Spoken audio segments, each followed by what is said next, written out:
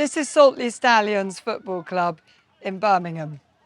This is an example of one of the projects that we support, where some of your money will be going tonight.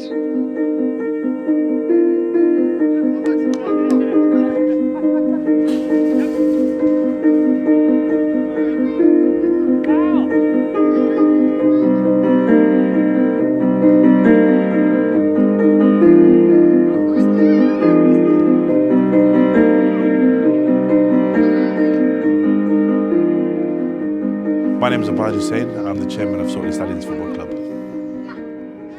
The club was established in 2011 after the Birmingham riots. I know it's a very long time ago now. I was kind of young myself at the time. We were walking through city centre, a few of us actually, who grew up together. And during the riots, we actually saw people that we knew, similar age to us, 17, 18, 19 years old, who were involved in the looting and the rioting. And they were like, don't care, got nothing to do. There's nothing for them to aim towards or go towards. And that's when we said, look, we've got a passion for football, a few of our friends, and we said, look, there isn't a football club in the area that is taking football seriously and in a structured manner. And that's how we kind of established Saltley Stallions Football Club. We sit in between two industrial estates, which was once a derelict piece of land that was used illegally by criminals to store drugs. There was prostitution taking place here. We brought the site back to somewhat kind of life, trying our best to ensure it's a safe space, an environment for young people. We're using sports as an engagement tool to counter some of societal challenges faced in the area, in the community. Standing here in East Birmingham, one of the top 10 UK most deprived areas. And when all of these things are presented in front of you, what chances do you have in life? Where can you aim? How can you go or want to go far when you constantly have negatives be put in front of you? So those are some of the challenges that we're trying to break down. My name's Fareed. I do coaching with the under 15s children, under 18s children, developing them, not just their football skills, but their personal skills as well, their life skills. The best way to get that through to them is through football. It's a massive thing here that they have the opportunity. Outside here, it's basically, do they want to pay that much for that facility and not eat? Or eat? That's the option they've got if we weren't here. A lot of it now, the young people that have come in, when they originally came in, they didn't know no one in the community, they didn't gel with their parents, or I'd say they were very angry and upset because they had no one to hear them or no one to kind of provide them with that voice and hear them out in the sense of it's something that they need, a place to come and play football, a place to come and just be with other young people and away from the gang culture, the fighting, the knife crime, everything from that. It's just giving them a break from that kind of lifestyle.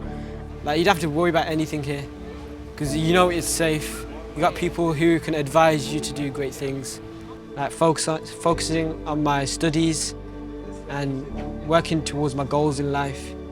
On Sunday, so I've got about 5 hours to play and use my time up while not being out in the streets. It's better than being here than being out the streets.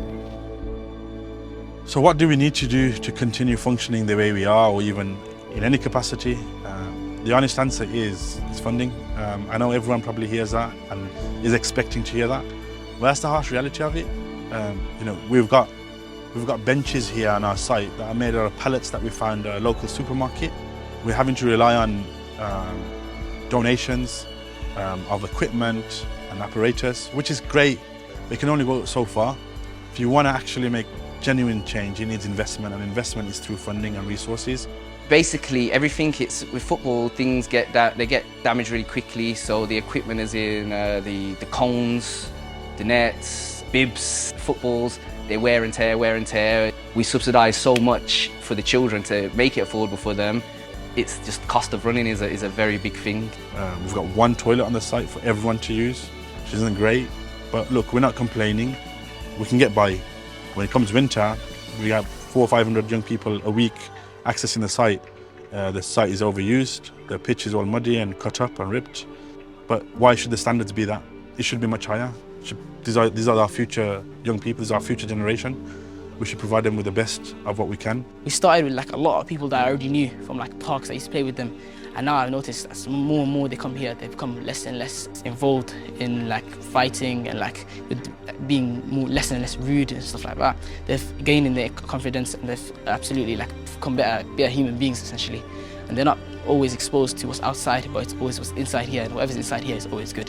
When I feel best playing football is whenever I make a save, it just makes me happy, and to know that my team relies on me in some moments of the time, and it just makes me happy.